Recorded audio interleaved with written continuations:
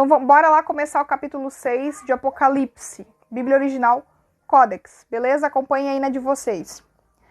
Então eu vi o Cordeiro, Jesus Cristo, com o pergaminho ainda enrolado nas mãos. Ao desatar o primeiro selo, o ser como leão, Uriel, o anti-Messias 666, chamou com voz de trovão: venha. Revelare. Note a voz de trovão, isto é, a voz do Criador. Muitos trinitários alegam enxergarem 3 pessoas na Bíblia. Mas o Criador plural, como vemos claramente aqui, não se manifesta apenas como 3 pessoas, mas também pode se manifestar como 4 seres ou até como milhões de anjos. Tudo é possível no cosmos espiritual. Revelare. Veja que os 4 seres que chamam os 4 cavaleiros, portanto, isso prova o que dizemos: Jesus é o anticristo. É necessário muita evolução para isso. Cole o grau 70 para ver claramente que o Messias dos judeus é o anti-Messias, a mão esquerda do Criador. Esses 4 seres representam a autoridade de um leão, a força de um touro, o amor de um homem e a visão sábia de uma águia. Esses são os 4 principais atributos do Criador. Veja que ele é onipotente como o leão e o touro, onipresente como a águia e onisciente como o espírito de um homem. Jesus Cristo continua revelando a Yohanan. Imediatamente apareceu diante de mim um cavalo branco, prometendo paz para Israel. Havia um homem montado no cavalo, e ele empunhava um arco, e ele recebeu uma coroa dos judeus. Este homem é o Messias que os judeus aceitarão. Ele cavalgava como vencedor. O arco representa a guerra que vai começar, que se aproxima, e a coroa representa seu poder político em Israel. Então, quando o Cordeiro desatou o segundo selo, eu ouvi o ser como o touro chamar: venha. E apareceu outro cavalo com cor de fogo, porque logo após a paz em Israel, o falso Messias trará ao mundo uma grande guerra mundial. E começará um grande caos. O Criador deu poder a essa encarnação do mal, vinda num falso cavalo da paz, para que ela possa tirar a paz de Israel. A cor de fogo revela que muitas chamas de guerra virão sobre o mundo. O segundo cavaleiro recebeu uma grande espada, que representa a grande redução populacional do mundo. Então o Cordeiro desatou o terceiro selo, e eu ouvi o ser como um homem chamar: venha. Imediatamente apareceu diante de mim um cavalo de densas trevas. Ele representa uma grande crise política e econômica mundial, que virá em seguida a grande guerra. Seu cavaleiro tinha na mão uma balança que representa a grande desigualdade social, a maior crise econômica da história e muita fome. Então ouvi a voz do Criador vindo do trono, onde estavam os 4 seres: que agora seja na terra 1 quilo de trigo por um dia inteiro de trabalho, e 3 quilos de cevada por um dia inteiro de trabalho, mas que não se alterem o preço do azeite e do vinho. Revelare. Os preteristas ou teólogos que acreditam numa grande tribulação já iniciada devem abrir seus olhos, vencer seu ego e reconhecer seu erro. Mateus 24 realmente sucedeu em 70 d.C., no micro-apocalipse. Mas ainda há aqui um macro-apocalipse por vir. Ensinamos assim porque na fome do micro-apocalipse de 62 d.C., mencionado por Tácito e Joséfo, não houve tamanha crise financeira destas proporções, nem no mundo, nem em Israel. Estamos falando de uma fome em que o trabalhador, com seu salário, conseguirá apenas o básico para si, sem poder sustentar sua mulher e seus filhos. Mesmo com a cevada, que é mais barata, uma família não será capaz de sobreviver. Realmente houveram anos, antes de 70 d.C., em que alguns pais comeram seus próprios filhos. Porém, aqui se fala de uma grande fome vinda depois de uma grande guerra. Em 70 d.C., a fome veio primeiro, e depois ocorreu a grande destruição de Jerusalém. O Criador não quer que o azeite e o vinho sejam alterados, porque estes dois alimentos representam o luxo da mesa dos ricos. O luxo vai sobrar, mas o pão de cada dia, o sustento de todos, vai faltar. O Criador está dizendo aos homens: podem beber, embriagar-se, fazer festas, divertir-se e aproveitar, mas passarão fome.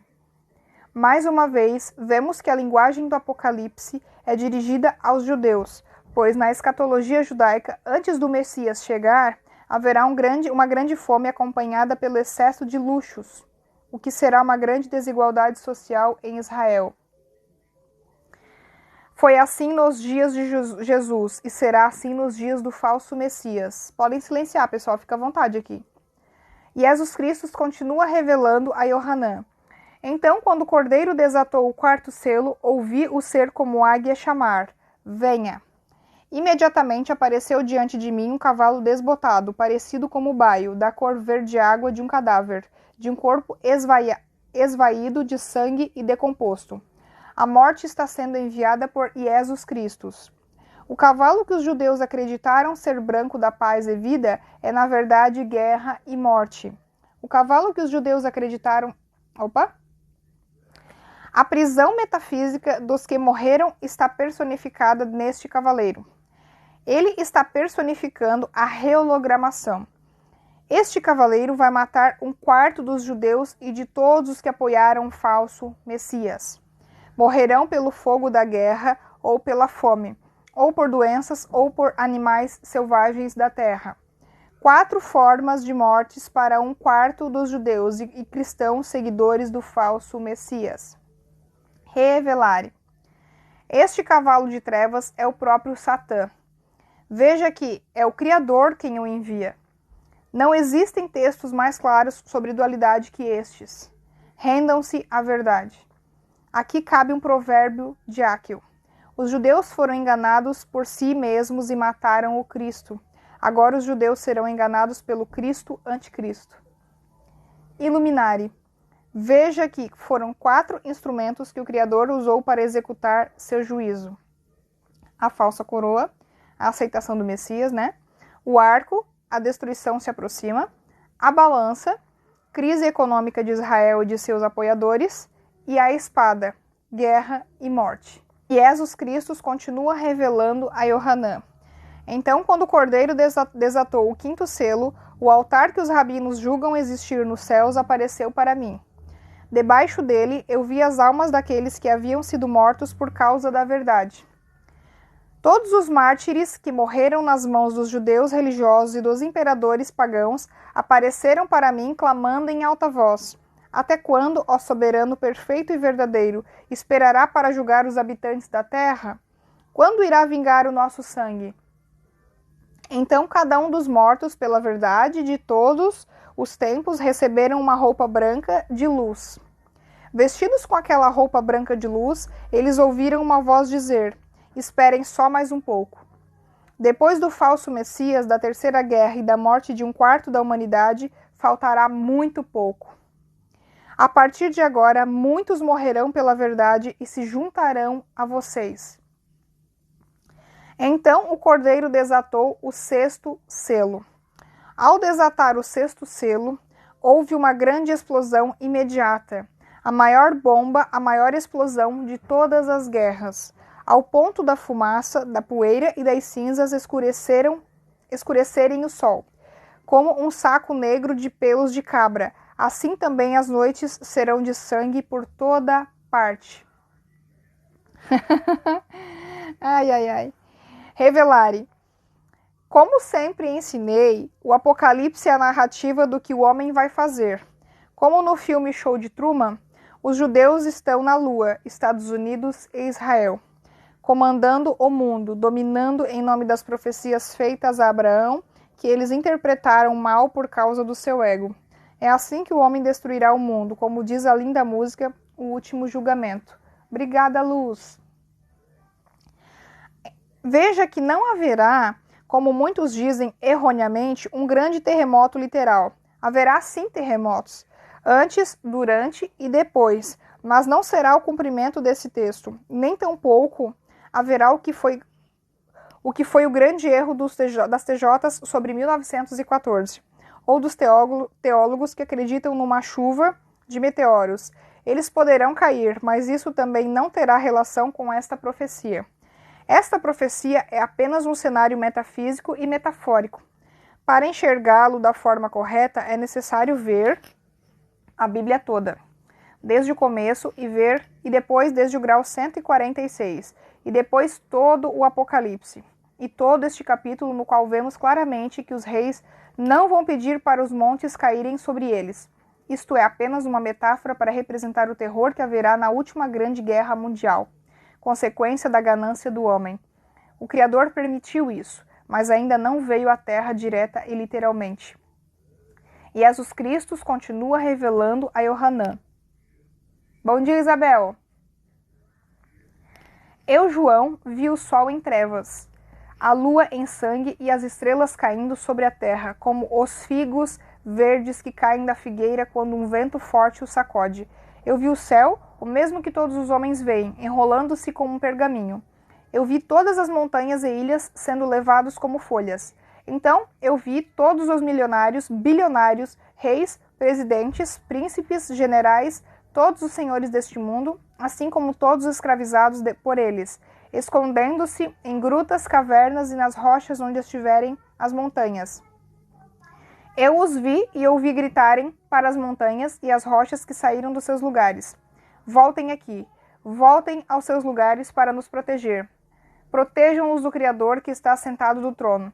Protejam-nos da ira do Criador, do Cordeiro. Sabemos que chegou o julgamento, o reino, o grande dia da ira do Criador sobre os homens. Quem poderá suportar a ira do Criador? Certamente ninguém. Revelare. Veja que o final do texto revela que o terremoto, o sol escurecido, a lua em sangue e as estrelas caindo do céu são tudo metáforas. Então parem de ficar buscando por suas luas sangrentas, eclipses, terremotos, tempestades solares ou outros eventos naturais. Parem. É apenas uma metáfora. O céu não está enrolado aqui, neste ponto, mas apenas na vinda do Senhor, que virá logo após a Terceira Guerra Mundial, a qual está perto, mas ainda falta um pouco. Como disse o Criador aos mártires, falta pouco. Muitos morrerão ainda pela verdade. E muitos destes somos nós, e todos que estão para fora. Veja que as mortes serão primeiramente daqueles que apoiaram o falso Messias, mas logo em seguida também morrerão aqueles que não o apoiaram, como nós que não seremos enganados pela civilização e cultura judaico-cristã. O texto não é literal, mas apenas fala do grande desespero de todos os senhores do mundo pelos últimos 1260 dias. Os senhores do mundo, os judeus, os cristãos, todos entenderão que o Criador está chegando para julgar e reinar. E aqui se encerra do 1 ao 17. Se você tiver tudo como o Murilo, assim, ó, se tu tiver tudo como lido para ter um raciocínio, tu não chega em lugar nenhum, porque tu já tem uma consciência. Alguém um dia escreveu isso aqui, qualquer livro que tu for ler, alguém um dia tirou isso da consciência e passou para um livro.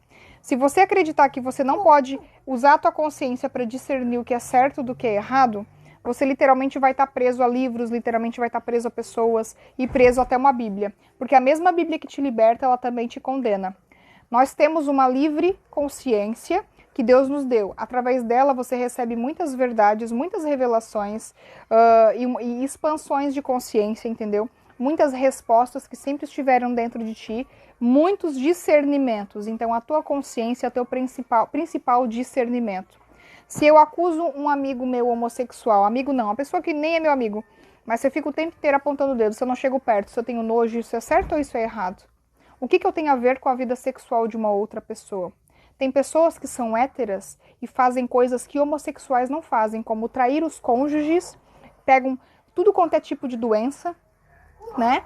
Ficam passando para a esposa, enfim, a esposa engravida passa para o filho, para o bebê, isso é nojento. E eu não falo disso, a doença sexualmente transmissível não é passado por toque, mas isso é nojento até de tu conviver com uma pessoa. Eu não gosto de conviver com pessoas assim, essas pessoas são nojentas porque não pregam o que falam. Eu vejo pessoas que não têm a Bíblia, mas entendem de Bíblia. Falam de coisas boas, mas não pregam aquilo, traem a esposa, levam o genro para trair junto a filha e acho a coisa mais linda do mundo.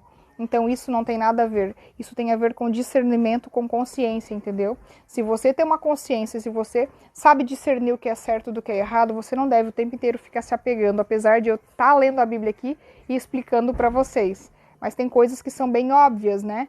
Que não precisa ser lido para poder explicar. Exatamente, pessoal. Nós temos o livre-arbítrio. Óbvio que sim, Deus nos deu o livre-arbítrio para nós escolhermos. Se não tivéssemos o livre-arbítrio, não teríamos escolha, tá? Obrigada pela participação de todos aqui, tá? Acompanhem a saga de Apocalipse, senão se vocês só assistirem essa, vocês vão acabar se perdendo. Então acompanhem passo a passo para vocês pegarem todos os vídeos explicando cada leitura de Apocalipse para vocês poderem entender.